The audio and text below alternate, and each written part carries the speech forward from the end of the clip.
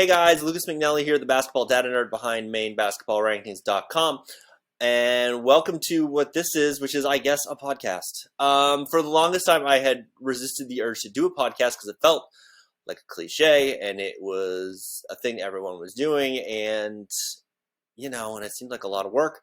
And then for a long time, I was anonymous, so it's hard to do a podcast while you're anonymous unless you get like those videos when they're on the news and they have to like have you be all shadowy and you talk in like a robot voice and they're like, I saw the murderer. So anyway, here we are. This is going to be a bit of an experiment. My wife is off camera making fun of me, so that's fun. And we're going to get here in a few minutes. Ethan Snow's going to be in here. He's going to talk about AA and Class D in advance of the title games on Monday. Hoping to get someone else in here to talk about B and C. And yeah, I'll be at the AA games in Portland on Monday, and then on Tuesday, the B games at the Expo, because there's no way they're fitting all those people in the Expo, and I want to see how many people they have to turn away at the door. So enjoy my conversation with Ethan, and subscribe to this and tell your friends and all that nonsense. Thanks. Ethan, when he's a Husson graduate, you won. How many gold balls did you win at George Stevens at GSA? I keep meaning to say George's Valley. Yeah, three of them. It was part of the three-peat from 2016 to 2018. That was a fun time. That was a fun time, and you were an essential part of that team. You were, what, the manager and stat keeper and all that? Yep, manager, stat keeper. Basically, if they needed it done, I did it, or at least I tried to anyway. I did. My first year, I was a video guy. I filmed all the games, wrote in away, and then moved to the stats role my junior and senior year. Filled the water bottles, make sure the guys were all set, brought their best to the game. Your standard manager stuff, and it was, yeah, they enjoyed having me around, and I keep track of Taylor's 3-pointers. That's right. Someone's got to know how many 3-pointers Taylor Shildreth has hit in that game. So in the game That's so far, right, yeah. Keep him on task. Yeah, sometimes I lost count. And so now you. There's a lot. It's a lot to keep track of. Yeah. And then so now you broadcast down in Southern Maine for WHOU. And so you've seen all the AA teams like multiple times this year over the course of the year. Yep. I've seen, saw Deering a lot, saw Oxford Hills a lot, both Oxford Hills teams, saw Portland quite a bit. And did see a couple of the South teams in the quote unquote South region as well. But saw them play quite a bit, and that was my first time seeing all those teams play, they in person anyway. Like I've seen them on TV and all that in the past, but seeing all those teams play in person and getting to broadcast some of those teams, it was a lot different from the style of basketball that I'm used to. Up here in the northern part of the state, where Class C, a little bit of Class B, Class D. A lot of those teams playing, but it was a lot different style of basketball, a fun style of basketball, getting to see down there, and a lot of fun teams this year. It was really fun. What would you say is the big difference style? I mean, there's obviously differences in that there's more size in AA, than you would have with a C school, just because you've got more students to pull from. But like stylistically, what would you say is the big difference between if someone were to just get transported from a C North game to a AA South game, what would they instantly go, my God? What, I think the pace. I mean, there's a lot more, I'm not to diss the talent in the northern part of the state, but you have a pool of players that are division, I would say a lot for the majority Division III players that you would see at a Division III level of basketball in college. And whereas in the north you might have one of those players for every 3 teams. In the down in the southern part of the state in AA, each team might have 1 or 2, maybe 3, depending on where you go. So the big thing is the pacing, and they're going, especially on the boys side of things. It's go, go, go. Whereas in the northern part of the state, you might see teams try to slow things down a lot. And that's really what you see, especially nowadays. You see a lot of teams try to slow down the tempo. There is some teams out there in the north that'll want to keep that fast pace of play, but that is the biggest difference I would say is just the pacing. The pacing is just a whole lot faster as a whole in the southern part of the state, especially at the Double A level. Unless it's Falmouth. Yeah, unless you're They're trying to Falmouth, grind you Falmouth, down. Falmouth will slow it down and try to grind their way to a win for the full 32 minutes. But with the exception of Falmouth, that you'll see that fast tempo pace of play for the most part. Yeah, that makes sense.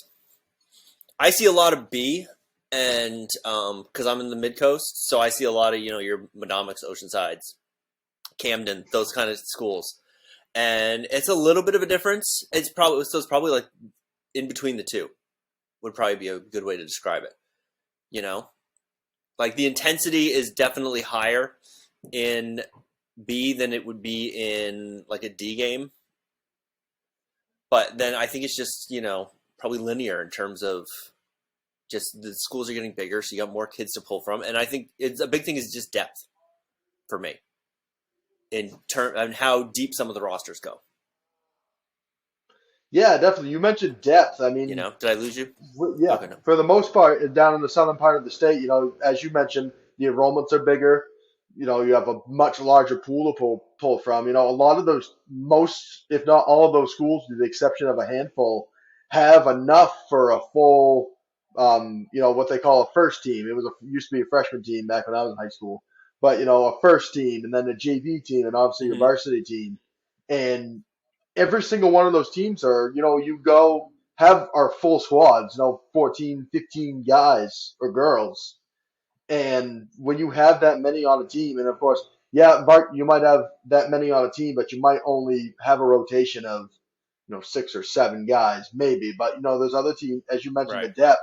When a team runs 8 or 9 deep, as for a steady rotation, that pacing can be higher, where you can rotate guys in and out, and we'll get into them a little bit. But Portland's a prime example of that. The Bulldogs, they're one of those teams that run 8 or 9 deep, and somebody that they have their starting five, but they could take out 3 of the guys that start and replace them with 3 guys off the bench that could start just as that could are starting caliber players, and that's just I use Portland for an example because they were one of the prime teams that did that this year.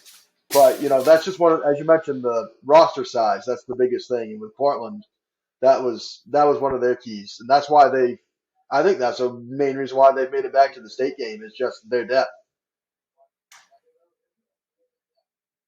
I mean, we saw in the A games with Lawrence, like the depth Lawrence had, they got in foul trouble, and then it was Higgins, I think, got in foul trouble, and then they had to bring in Provost, and you're like, my God, that's not helping if you're you're Brunswick. It's like, oh great, we got one of their players in foul trouble. Now they're going to bring Provost in off the bench. So is that better? Yeah, and for Provost, I mean, for a freshman in a state championship game, you got the best game you could have asked out of her. I mean, I saw a lot of tweets before the game was even over Mm-hmm. with wild predictions. Provost, Miss Maine Basketball 2026. I mean, she performed that well, and I Yeah, think she was a prime example that the Lawrence girls program is going to be a contender in Class A for the next several years. Like this will not be the last time we see Lawrence in yeah, the next several years. They are going to be in the conversation. yeah, and that's one of those programs that just they just always have people. It's there's some programs that are sort of very up and down with waves of talent, and they get a good class, and then they're good for a couple years, and then they're back down, and they're maybe out of the tournament, or they're 8 seed for a couple years. But Lawrence is just always there. They're a top 4 seed every year. I don't think they've been lower than 4 in the since we've gone to 5 classes. I don't. Yeah, I'm pretty sure they haven't, and it feels like it's been a they're while. it feels like they've been a top 4 seed since Cindy was there. I mean, I might be missing a couple years because, I'm old and forget everything, but it does feel like they've been there forever. And it's just one of those programs that, like, if you told me, there's maybe, I don't know, 10, 15 programs where if you said to me, oh, they graduated 6 kids, I'm going to go, oh, that's terrible for them. So they're going to be the 5 seed next year? Like you've got Lawrence is one of those, and Hamden is usually one of those. Madomic, Brewer feels like it's getting to that point. George Stevens is probably a good example. Caribou. You just got those programs that you're just like, well, they just have a feeder system, and it's all because there's a youth program there that's just continually feeding talent into that, and just the next teams are ready to, the next kids are ready to step up when it's their turn. And I think that's what we're seeing with Lawrence, and we're going to keep seeing that, I would assume. I'm sure they've got someone in the 8th grade who's ready to play major minutes next year. Absolutely. We'll be obviously defending state champs. You're always keeping.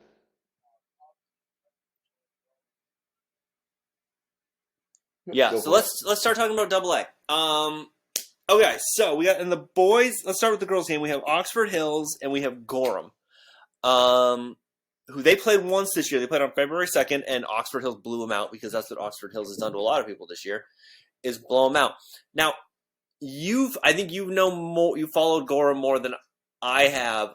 I kind of wrote them off in like late January because they've had injuries, and I can't remember all the injuries, but I know they've had a lot of injuries this year, and it sort of felt like, well, they had a shot, and then everybody got hurt, and so. That sucks. Try again next year. But here they are. They're in the state game, and they were unbelievable against Cheverus. Yeah, they absolutely. Did they play Cheverus? These games are all bleeding together in my head. Gorham played Thornton. Yeah, that's right. Yeah, played Thornton Academy. I saw too many games, man. I saw like 40 games in 6 days. Yeah, I could definitely see how they could all blend together, but Gorham is an interesting team. And you get to like the 9 o'clock game, and you're like, "What did I see this morning?" Absolutely, but Gorham is an interesting team because, as you mentioned, they were plagued with a lot of injuries this year, and I believe in that game where they played Oxford Hills late in the regular season, I think 2 of their starters were out with either illness or injury. So it was a blowout win. It was a blowout win in favor of Oxford Hills. Yeah, go ahead. Is it 2 of the current starters, or because they lost starters? Like, did someone tear someone tore like an ACL, right? Yeah, I can't remember who it was, but I know that they were missing a couple of starters. I'm not sure if it was to a season-ending injury, or if they were out for that night, or what it was. But they were missing a couple of key players that I think they do have. They have at least one of them back now. But I feel like Ellie Gay might have been out for that game. I think Ellie Gay was out. She very well might have been. Yeah, she very well might have been. But Gorham, as you mentioned, Gorham is an interesting team. I mean, they went 9-9 in the regular season, and you say normally when you see a team go 9-9, if you're taught 9-9 and say like Class B or C, you're going to get a prelim game, and maybe you win. You're going to get maybe a home prelim game, but most likely you're going to be on the road. But where they're in AA, and in AA girls, AA South girls, there was only 7 teams this year. So I mean, there was only 7 teams this year. So it really didn't matter where Gorham finished. They were gonna, you're locked in the playoffs, you're in the quarterfinals, and I think that's where Gorham had I think that's where it kind of played into their advantage, because you could have that mindset of, hey, listen, ladies, no matter what our record is, we're going to be in the playoffs. So let's just focus on getting better every day, so that we're playing our best basketball by the end of the year. And yeah, they went 9-9. Thornton Academy swept them in the regular season. Because Massabesic didn't field the team, they played them 3 times. Thornton beat them 3 times in the regular season. And then Gorham, they got hot at the right time, and they're still hot at the right time. And they won their quarterfinal. They were the 3 seed, so they got a home quarterfinal. They won that. They took on a Sanford team who they went neck and neck with throughout the entire regular season, and it took overtime to get them, but they did shut down Sanford, who was the 2 seed, and then they went toes to toes with Thornton, and it came all the way down to the end. But Ellie Gay has been one of the top players in the tournament. I would argue Ellie Gay has been one of the hottest players in not only in Double A but in the state as well during the tournament. I mean, put her right up there with Elise McNair and Sierra Carson when you're talking just girls tournament in general. I mean, she has been the lead force for the Rams to get them back to the state championship game, and there's been a lot of layover. It's going to be a lot of layover. What, 12 days between games, between the regional final and the state championship tomorrow. Something But like that, yeah. it's going to be, it'll be interesting how they come out against Oxford Hills. But they should not be, Oxford Hills should not be overlooking Gorham. I mean, they're in the state game for a reason. They're playing the best basketball at the right time. They beat they beat a team in the regional final that had beat them 3 times in the regular season. And I would argue Gorham. I'm not going to say Gorham's the favorite, but I don't think they're the underdogs that a lot of people probably think they are. You think the model is underselling them a little bit? The model's got them as a 14-point underdog. I would So you say would I'd take honestly. if you were for entertainment purposes, of course. We wouldn't put any actual money on this, of course. But you saying you would take Gorham in an over-under scenario there. Absolutely. I think I would, just from the eye test, when you throw the eye test in there, I would say Gorham would be I'd say between 5 and 7 point underdog Mm-hmm. compared to what the model's got at 14. Yeah, and I think the model's obviously looking at that 9-9 record and going, all right. Yeah. And Oxford Hills has been, destroyer of worlds for most of the season. And they had that second half I'm sure we'll talk about that when we get to Oxford Hills. But let's talk about Oxford Hills. So they had the second half. They had this insane second half of the season where they had to play. It was something like, and I should have this in front of me, and if I was better at this, then I would have notes. And I would have made notes and I would have prepared and I would have remembered who they played in the regional final. But, first episode, right? So they had this schedule where they played like 8 of 9 of their 9 games were against teams in the top 10. And they had like this first half schedule. They had the easiest first half schedule in all of AA, and I think the easiest first half schedule of anybody above B. I think only like Oceanside had an easier first half schedule than Oxford Hills, and then they had the hardest second half schedule in the whole state. So they sort of had to go through this gauntlet of teams, and they only dropped one, and they've been pretty dominant. I mean, we saw them in the tournament. That went double overtime. But that was one of the few times they've been really tested this year. Brunswick gave them a little bit of a run for their money. And then, of course, the game they lost. But they've been, as the kids say, they've been a wagon. Yeah, they absolutely have. And you mentioned that second half schedule where they had to play Cheverus twice, who they met in the regional final. They had to play Bangor twice, who was a perennial contender in Double A North. They met Brunswick, who just lost the state game to Lawrence. They met Gorham, who they're playing again in the state championship game. And so Oxford Hills, for the most, with the exception of those 2 games against Cheverus, they really made it look easy. I mean, you mentioned they had a little bit of trouble with Brunswick, but they ended up getting over them. They really didn't have any trouble with Bangor in the 2 games that they played them. So it took quite a bit for Brunswick to make that a game. Like they were down. I went to that game and they were down. Brunswick was down 12 or so late, and they went on like a 10-0 run, like a Dakota Shipley fueled 10-0 run, which I kept waiting for them to do against Lawrence. And that's a whole different discussion about what happened in that game. But they went on this run to get it close, and then Sierra Carson just sort of shut the door on them. Yeah, and that's why she's a Miss Maine basketball finalist for a reason, right? I mean, Sierra Carson, Carson is one of those senior. Now, every single senior that's playing this year has had a very interesting basketball career over the past 4 years. I mean, your freshman year your Yeah. freshman year normal, and she was part of that 2020 state championship team for Oxford Hills as a freshman. Then you don't get a tournament the Hmm. next year. I mean, you're playing a regional schedule, and then You get last year there the was a COVID tournament. Cup. Yeah, yeah, the COVID Cup, and then obviously last year's you had a semi-normal regular season with the tournament. Obviously, it wasn't quite the same.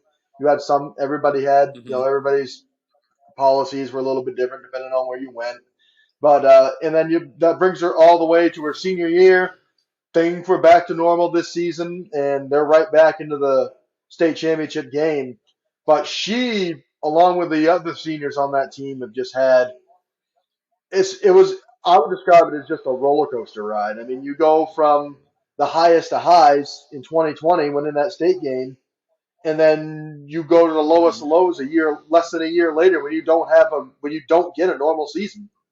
And so for them to fight all the way back to get to the state championship game again is just it for that senior class. It just shows that no matter the adversity thrown their way, they were able to overcome and get to the state game. Now, also we talk about Sierra Carson. They've got young talent on that team as well, and Ella Pelletier has been coming into her own very quickly. I mean, she's been combined with Yeah. combine her with Sierra Carson. That has been one of the biggest 1-2 punches in the entire state. And as only a sophomore, Ella Pelletier is going to be a fun player to watch the next 2 seasons. No She's gonna be a matter the force. result tomorrow night. Yeah, she's going to be a force to be reckoned with. I mean, with the size that she is and her just the way she handles herself. I mean, almost compare her to compare her to Bailey Breen with just the skill set that she has. You can put her anywhere on the floor and she's going to score for you. I mean, that's any team's dream is to have a player or two like that. And for Oxford Hills, Hmm. they have that in Ella Pelletier. And a dark horse player on that Oxford Hills team that she's been quiet at times, but there'll be times when she'll come up big when you need her. And that's Tristan Derenberger, and we saw that in the first Shevers game in the regular season. I mean, yeah. It was like 6 or 8 3-pointers that she hit. She went off in that first game against Shevers. That was at home. And then she was kind of quiet in that second game, and she was even quiet in the regional final last Saturday. But she came alive when they needed I her the mean, most, until and she she hit. wasn't. Yeah, until she wasn't, and then Yeah.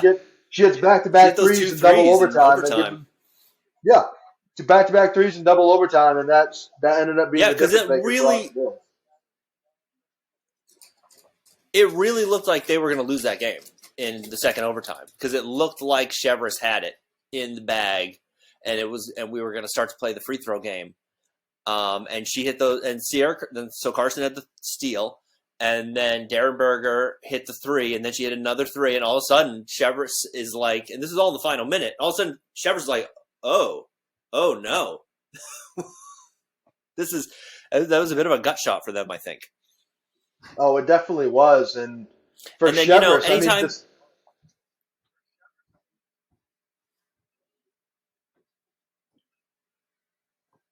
Go ahead. did I lose you there? Oh no, No, go ahead if you still I got me. thought I Go lost ahead. you there for a second. Yeah, and with Pelletier, anytime you've got a Pelletier on a roster, it's one of those names where you're like, well, I think we should probably guard that one. That's like you don't even need to scout. You're like, well, I see a Pelletier, so we're definitely don't leave them open.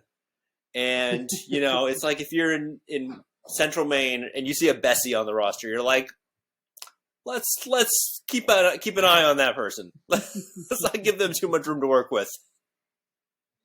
We don't really need to. We don't need a scouting report on really anything. We're just like we're gonna guard them.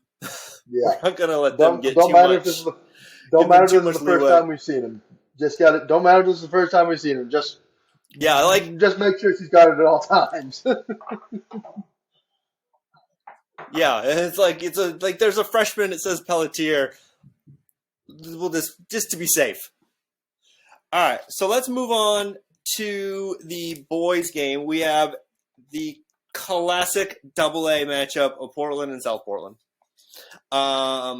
They played once this year on February 9th. They finished the season with their only matchup, and I'm not sure why they only play one time. It's Portland and South Portland. Like, what are we doing here? But South Portland won 47-46. So if you just based on that want to make a prediction, it looks like we might have a really good one there. The model has Portland by 8.5 because it kind of thought, pretty sure it thought Thornton Academy was going to be there. And they almost were until the basketball gods got involved with shot and that whole nonsense. And probably the game that's going to give us replay in the near future, I would think. So let's talk about Portland. You talked about them a little bit. They've got some depth. They've got the big guy down low. He had a fantastic regional final. He was just a monster. I can't even pretend to pronounce his name. So he was the tournament MVP. He had something like 18 rebounds and 24 points, something like that, in the regional final. But yeah, and they've got. I thought was really fun about Portland was you had this team, and then you had this scrappy little point guard, number 3, and he looked like he was not a guy who puts up with anything. Like there was a moment where he was going to go start a fight. And do you remember that in that game where he got bumped or something, or he got fouled pretty hard, and he was ready to go. He was ready to throw down, and the big guys all had to hold him back. But I thought we were about to have a second fight of the tournament. Yeah, Brady. Is that a normal thing for him? Yeah, that's it. Brady Teller. That's the guy. He's a heck of a ball player. He's more of a soccer player than he is a basketball player. He was one of the top standouts on the Portland soccer team the past few years. But Teller, the quote a certain media member that I've worked with this past winter. He's a little bit of a head case, but it works for him. And he's for as small as he is, he's a great ball handler, and he's been a big part of that Portland Bulldog squad that is back in the state final.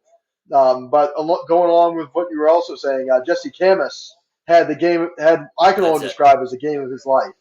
I mean, he had, I believe he had more rebounds than he did points. It was like 19 points, 21 rebounds. But Oxford Hills had no answer for him. And Camus, for the handful of times that I saw Camus play in the regular season, Oxford Hill. I saw Portland play Oxford Hills once in the regular season. They played twice. I saw one of the games, and they did have an answer for him. I mean, Oxford Hills had a lot of size underneath as well between Lincoln Merrill and Holden Shaw, but for some reason in that regional final last Saturday, they had no answer for him because he was gobbling up every rebound and getting the buckets to fall when they needed him to, and he was the biggest factor for Portland to get over Oxford Hills.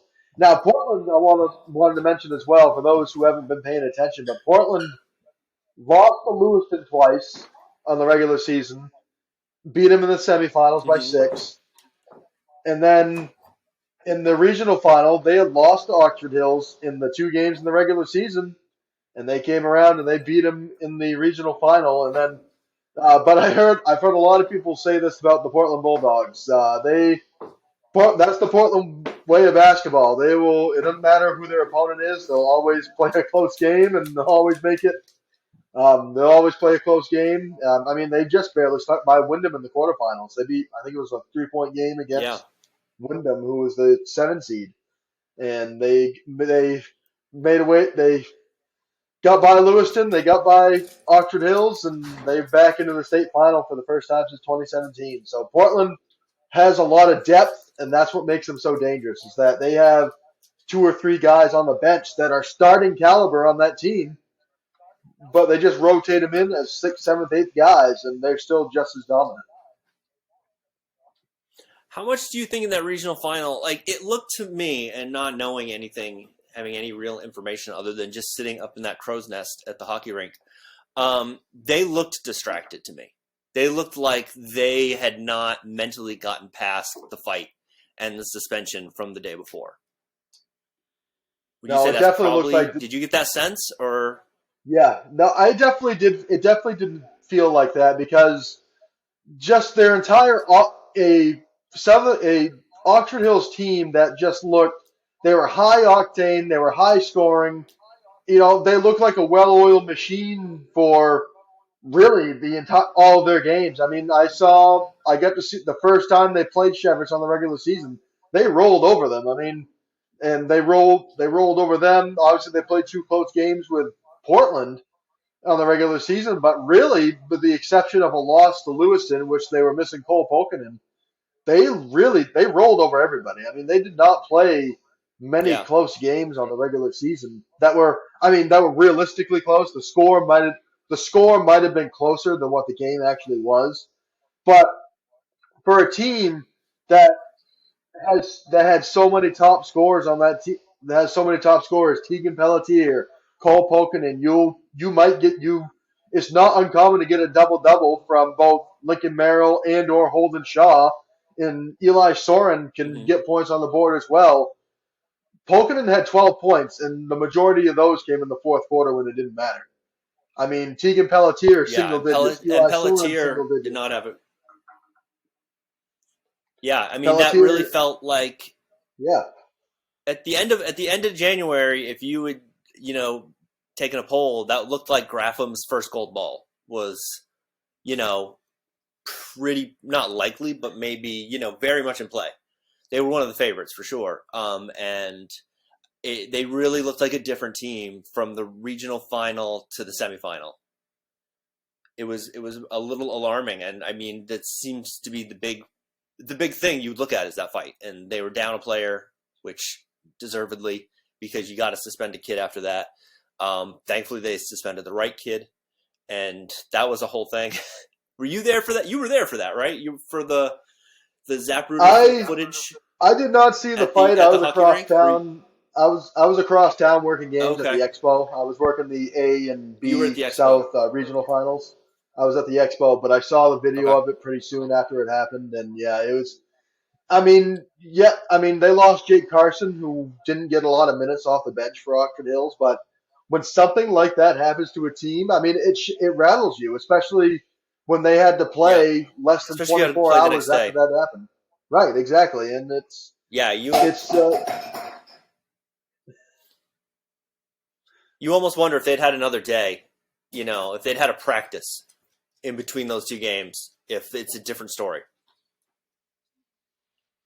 no, I definitely But it think was pretty I think if fun they definitely as in yeah just in terms of covering it. yeah I think In if they terms of covering definitely it, you do had get like yeah, you had what like six people huddled around the WHOU monitors courtside, and Isaac Lucan's just running it back and forth on a loop for people, and then they'd bring more people in, and then the MPA guys are coming over to look at it, and then they're bring the ref back.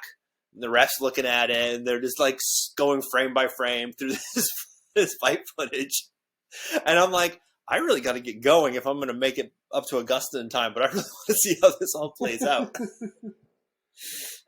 So it was something. All right, so let's talk about South Portland. They've got Jalen Jackson. I think I said that right. Has had what is 3 game winners this year. He had one yeah against Bonnie three Eagle. yeah Bonnie Eagle, Gorham, and Portland. And it was three of the Portland. Okay. last 4 games of the regular The season, and the that's and February yeah. 9th So game. I Okay. mean, I think South Portland is one of those teams. I think a lot of people. I mean, obviously they're the defending state champions, but they lost losing a key member to greener pastures in JP Estrella. I mean, I Yeah, think a that's a lot big of loss. people thought.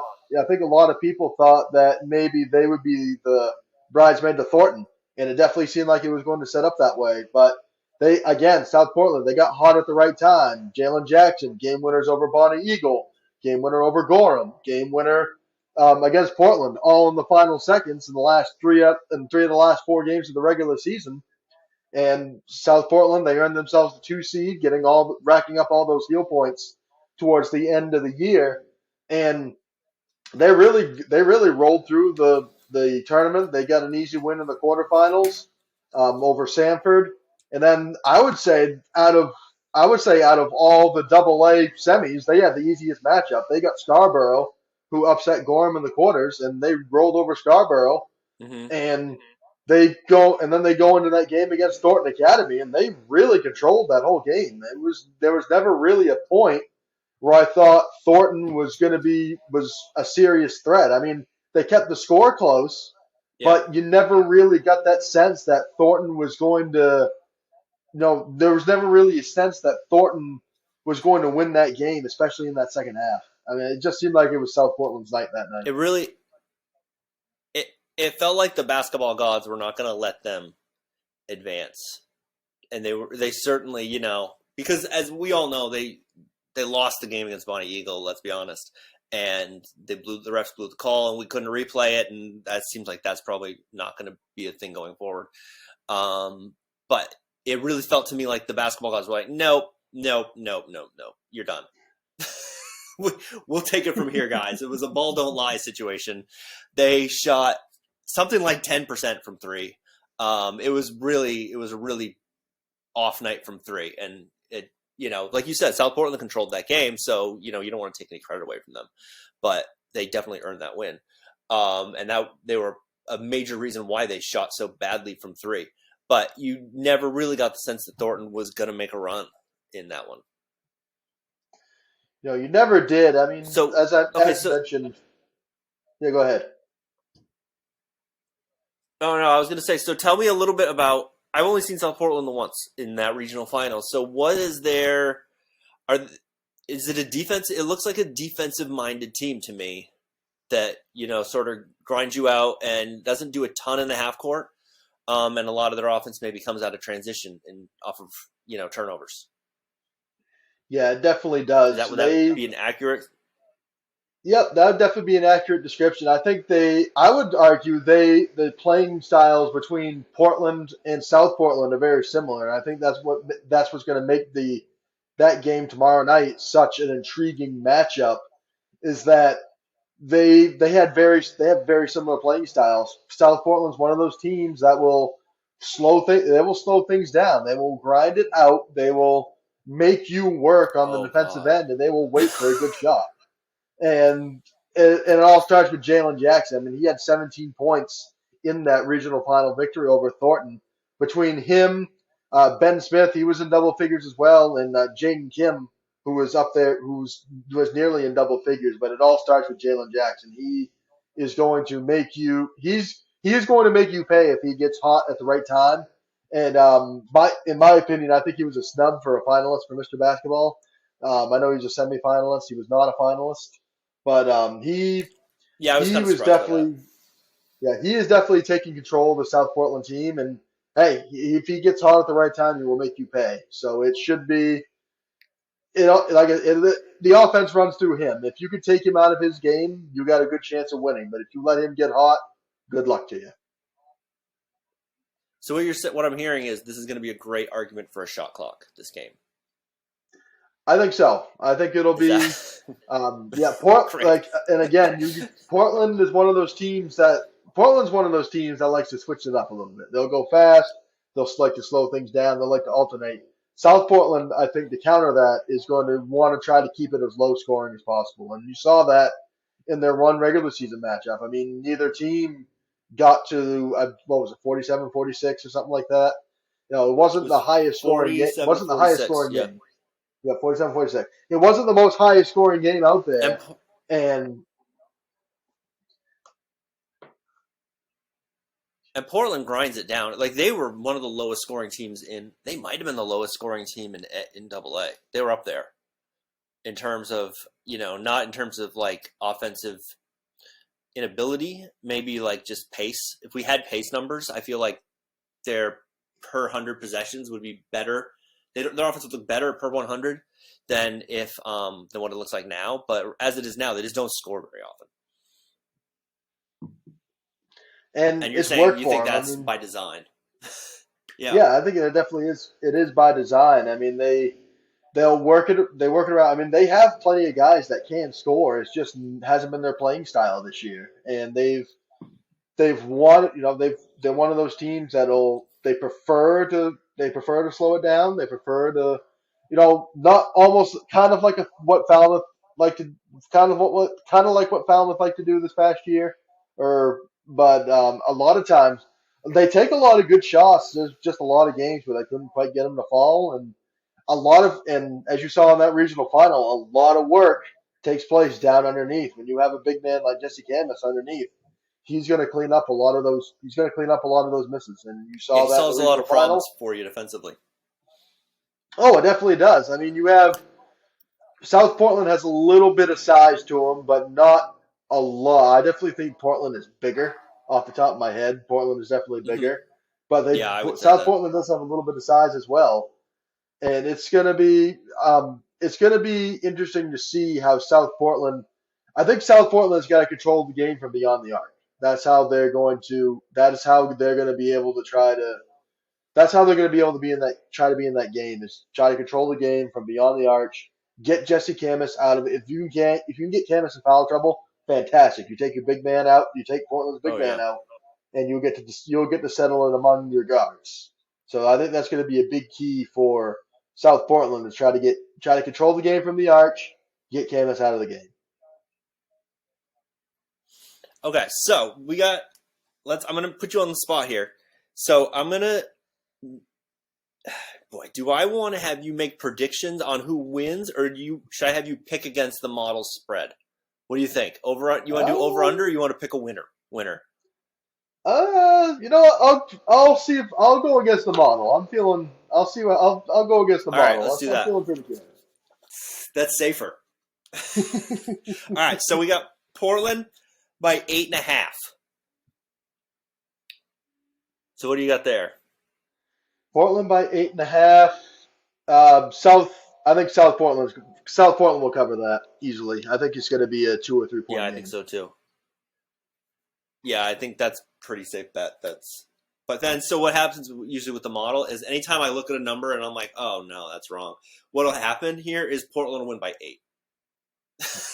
It'll nail it. It'll usually when I'm like, no, definitely wrong, it usually nails it. It did that earlier this year with the Brunswick girls in Greeley. It had like 18 or something for Brunswick, like Brunswick by 18 or 20, and I'm like, what? That's crazy. It's Greeley. There's no way Greeley's losing by that much. And they won by exactly the number the model said. I was like, yeah, this shows what I know. Okay, so girls, Oxford Hills by 14.5. As Oxford Um. Hills, if they get hot from 3, they'll beat anybody by 14.5. Oh, 14.5 is low if they get hot from 3. If absolutely they Sierra will. And Carson is locked in, then they might win by 40. Yeah, if this game was played if this game was played Saturday night like it was supposed to be, I would have said Gorham would Mm-hmm. cover almost in a heartbeat. But I think, Mm-hmm. I think Oxford Hills I think Oxford Hills will cover that. I think they're just going to be. You think so? I think they're again. It's all going to depend on how well they come out of the gate. If Carson is on her game, you get Darrenberger involved, you get Pelletier involved as well, and you can keep all three of those. If you can keep all three of those players out of foul trouble, Pelletier fouled out in overtime, and they still managed to win. But that was a Yeah. big loss at the time. But if you can keep if you can get all three of Yeah, those, that really looked like that was all going to three do of it. those players, yeah, if you can keep all three of those players involved, I think Oxford Hills will cover that 14. Cool. All right, so let's talk about Class D real quick. To cover them, my dog's trying to jump on me. All right, so girls game, we have Seacoast Christian and Southern Aroostook. Yes, hi, Buckley. Yeah, hi. He wants to be in the video. Yes, hi, I know. Okay, so Seacoast Christian, and speaking of depth, Seacoast Christian has 6 kids. Did you see the Forest Hills game? What was that? That was the I semifinals. I saw bits and pieces. I didn't watch the full game, Okay. but I did see bits and pieces of that game. So in that game, Winship was in foul trouble. She had 4 fouls for the entire fourth quarter. Leach, I think, also had 4 fouls, and somebody else had 4 fouls for most of the fourth quarter. So they've only got 6 kids. They only sub in 4 of them play the entire game because they've just got the 5th player on the in the starting lineup. I forget her name. She just subs in and out with the player on the bench. And that's their substitution pattern, which is great if you're scoring the game because it's real easy to keep track of who's playing, who's in the game. But they had 4 players. 3 of their 4 main rotation people, you could say, have 4 fouls for the last 5 minutes of the game. And Winship nearly fouled out like 6 times. And so at the end, they're just standing straight up, not guarding anybody, because they're just terrified to foul out of the game. And still, Forest Hills couldn't score. The fans were losing their goddamn minds at every call that went against Forest Hills. It was one of the most entertaining games of the tournament. Like, these fans, like, the ball, like, if a Forest Hills player, like, straight up threw the ball out of bounds, nowhere, drop kicked it into the stands, that was a terrible call. They were like, "Are you kidding me, ref? You clearly bounced off of somebody else." And you're like, "Guys, chill. You gotta chill. You really do." So that's a team with no depth. If they get in foul trouble, they're in a lot of trouble against Southern Rustic. And you were at the game last year when Southern Rustic, they were up like 30-something to nothing. Yeah, it was that Dyer Brook it was program not a is just it was ridiculous. not a pretty game.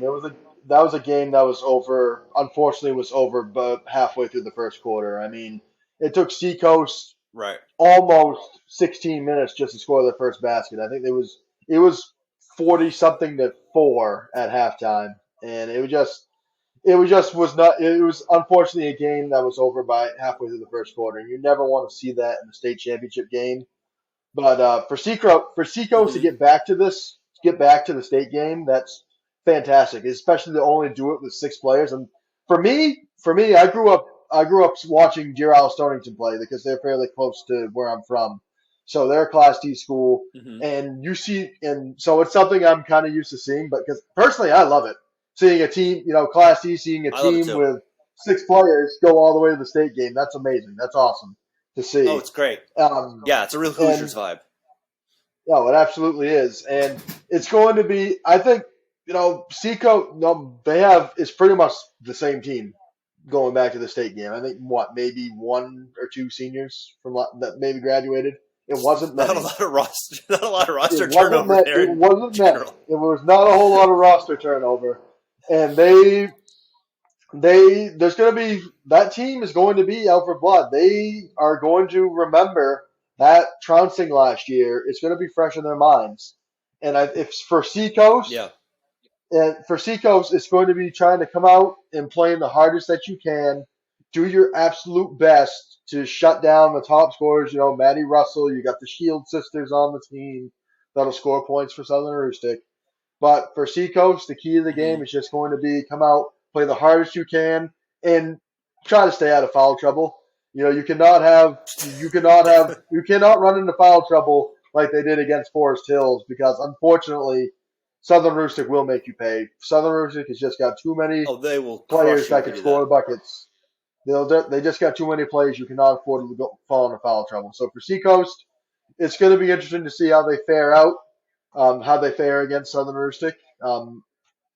I would like to see it be I would like to see it be a whole lot closer. I think a lot of people would like to see it be a whole lot closer I game. And think I we think all want they to see are it be going to. closer than last year.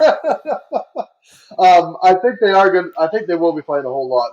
It will be a closer game. I mean, you look at Ellie Leach, 37 points in the regional final. Recklin Winship, 21 points. If Leach and Winship can be on their game again like they were in the regional, it's going to be Mm-hmm. interesting. They will make it an interesting game.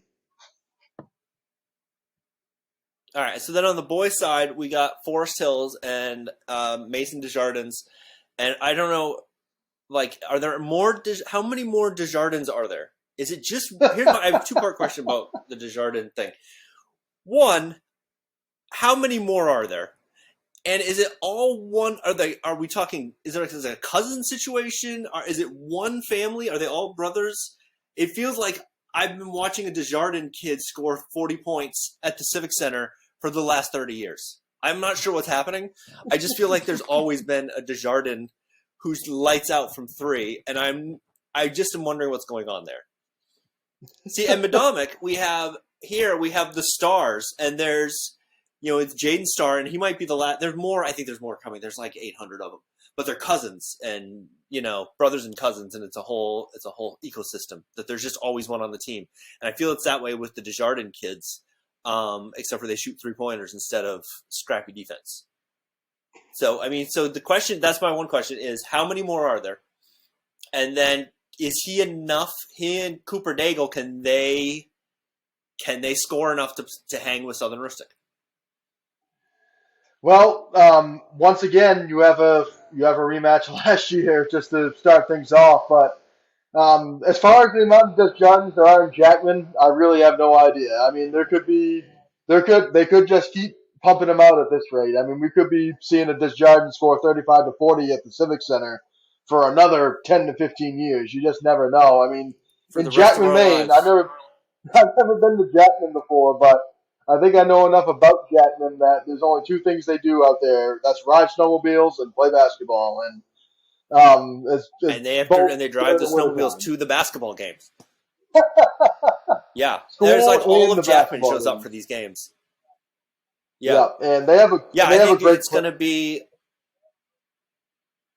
I think the world's going to come to an end, and we're still going to have a Desjardins scoring 30 at the Civic Center, like as the world burns from climate change. It's going to be just a big fireball, and you look up, you're like, oh well, look at that, the Desjardins kid scored 42 again in the final basketball game of the world. So Southern Rustic, they've got Burpee, right? It's Burpee, right? Yeah, Dylan Burpee. That sounds right. They lost Dylan Burpee.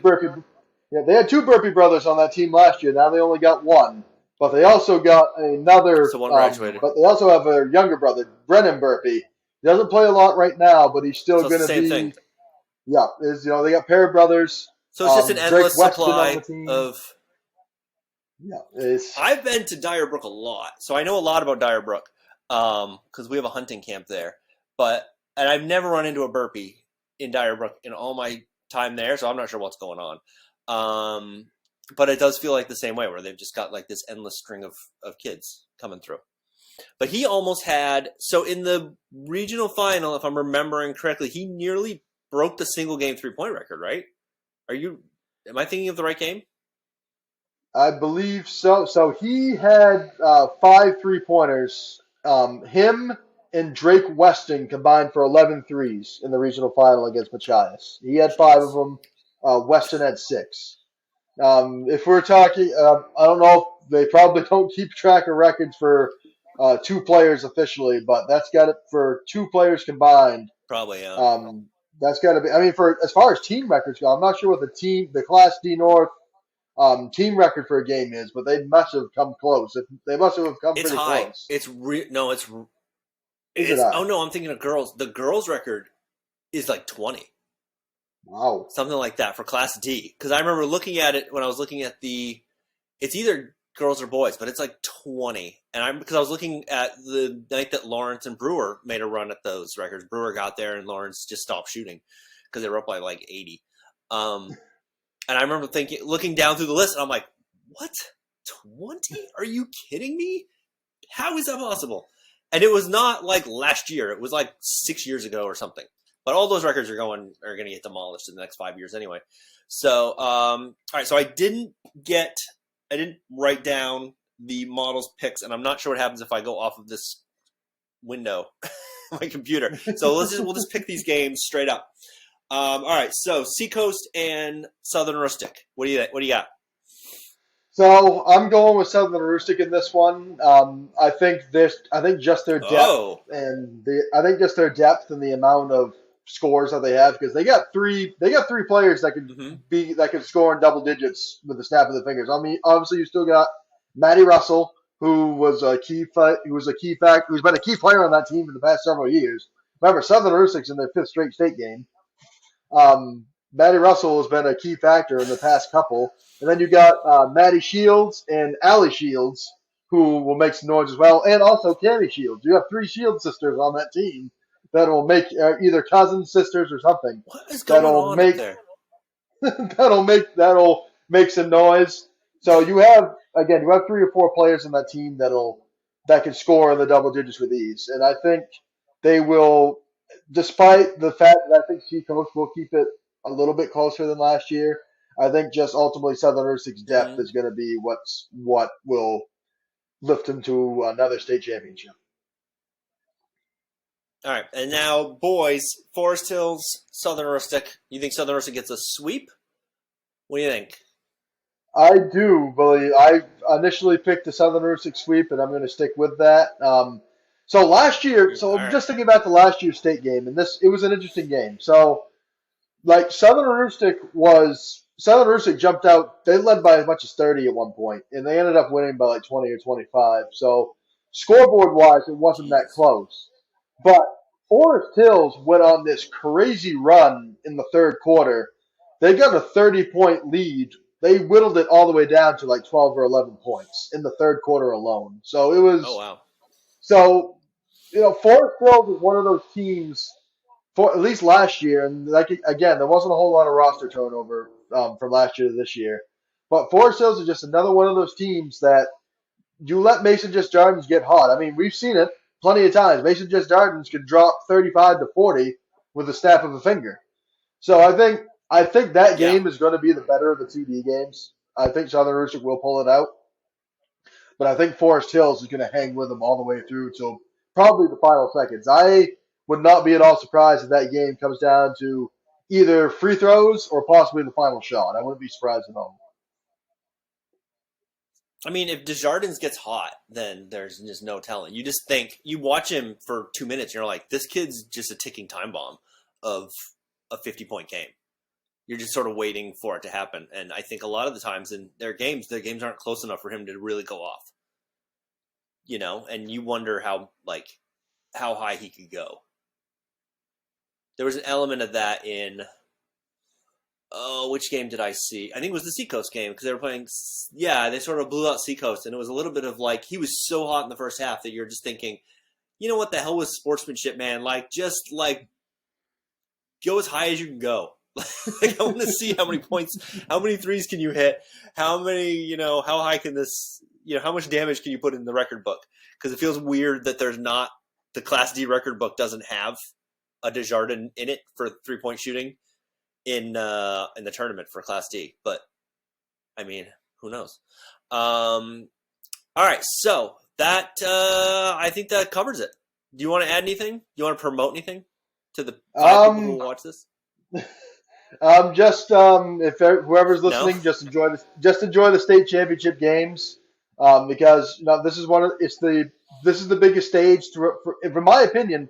The basketball state championship games are the biggest stage for any sport offered at the high school level in the state of Maine. So get out there, enjoy it, Oh yeah, enjoy the for student sure. athletes because we are seeing the best of the best for this basketball season as we do every year, and just get out and enjoy it because it's the best time. For me, it's the best time of the year. I mean, what can go? I mean, it's high school basketball in the state of Maine. I mean, it's great stuff to watch. The communities will be out there. So hopefully, despite the games being on the weeknights now, hopefully we'll still see a strong community turnout from all points of the state because there's going to be a lot of travel for a lot of teams. So just get I'm out sure there and all of enjoy it. Jackman will be there. Oh, I think you can play the game. You Jackman's can play got the they game. got the snowmobiles all gassed up. I think you can play a game at 6 o'clock in the morning, and I think the entire town of Jackman will show up. Heck, you could go. You Yeah. could play Oh the yeah, D they would State love it. game in Fort Kent, and they'll still be there. 100%. 100%. Maybe not. They might not want to go to Portland, but they'll definitely go to Fort Kent. All right. Thank you so much for doing this. And I will probably see you're going to be at the games on. You're going to be at what, the Portland games? So I will be. Yeah. Yep. Originally, I was supposed to be doing both D and C games, but it's been worked out now. I'll be in Bangor for the D games Monday night, and then I'll be at the Expo Tuesday night for the B games. All right, cool. I'll probably see you then. I'm going to go to the expo because I don't believe that they're going to be able to fit all the people there. It's a 3,000 seat venue, and I think that's 4 programs that draw really well in a state game, and yeah, I just don't see them fitting everybody there. I'm going to get there super early so I can get in and claim my seat next to Don Shields and see how many people get turned away. All right, Yeah, thank you so much for doing this. Yep. Thank you, sir.